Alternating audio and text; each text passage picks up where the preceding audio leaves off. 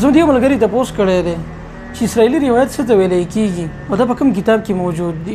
دې ملګري تپوس کړی او دله ما جواب هم ورکړو، لیکن ما سوچ وکړو چې دا خبره ډېره اهمه ده او ملګرو ته دا ویل پکار دي. زه اکثر به یې درسونو کې دا وایم چې د پلانکي روایت اسرائیلي دی، پلانکي روایتونه اسرائیلي دي. دې وجې نه د بعضو خلکو په ذهن کې سوال پیدا کېږي چې د اسرائیلي روایت څه ته ویلی کېږي.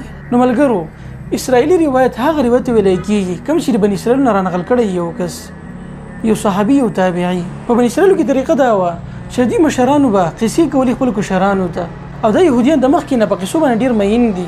په قرآن کې هم د دوی تذکره راغلې ده چې دا خلک به د شپې ناوخته وده کېدل، د ناوخته پورې به دوی قصې کولې یو بل ته. نو دې وجې نه په بني اسرائیلو کې دا قصې ډېرې مشهورې شوي دي، ډېر روایت په هغو کې مشهور شوي دي د پخوانو قومونو. په دې روایت کې بعضې داسې دي چې هغه په تورات کې موجود دي، لیکن اکثر روایتونه داسې دي چې هغه د خلکو د ځانه جوړ کړي دي، لکه مجلس د ګرمولو دپاره د خلکو د ځان هم ډېرې خبرې کړي دي. دې وجې نه د اسرائیلو چې کوم یو روایت رانقل شي په هغې کې صحیح پته نه لګي چې دا صحیح خبره پکې کومه یوه ده. آیا دا واقعي خبره ده کوم چې د خلکو د خپل پیغمبرانو نه یعنې کانو خلکو نه اورېدلې ده، او کنه هغه خبره ده کوم چې د خلکو د ځانه جوړه کړې ده. دې وجې نه کله چې صحابو هجرت وکړو مدینې ته او ډېر خلک مسلمانان شو، نو صحابه به له دوی خواله ورتلل، د دوی نه به یې تپوسونه کول. دې وجې نه کله چې دا خبره په رسول الله صلی الله علیه وسلم باندې پیښ شوه چې آیا موږ د خلکو خبرې اورېدې شو که نه، نو رسول الله صلی الله علیه وسلم وفرمایل چې تاسو د خلکو خبرې اورئ، په دې کې هېڅ حرج نشته، لیکن تاسو د دې تصدیق هم مه کوئ.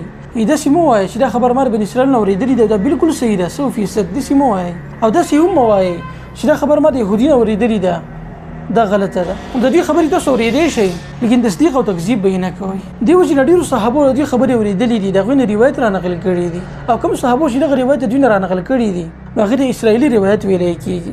بله خبر پکې دا ده چې په دې بني اسرائیلو کې د مدینې چې کوم یهودیانو په دوی کې ډېر خلک داسې وو چې هغه مسلمانان شوي وو، لکه عبدالله بن سلام او کعب بن احبار رضی الله عنهم په شان خلک مسلمانان شوي وو په دوی کې، نیکان خلک وو ده، او دوی به صحابو ته هم دغه روایت رانقل کول کوم چې دوی له خپل مشرانو نه اورېدلي وو. نو دې وجې نه اکثر هغه صحابه کوم چې روایتونه دغه یهودیانو نه رانقل کوي هغه د اسرائیلي ویلی کېږي، او دغه روایت مونږ د ګمان په درجه کې ساتو.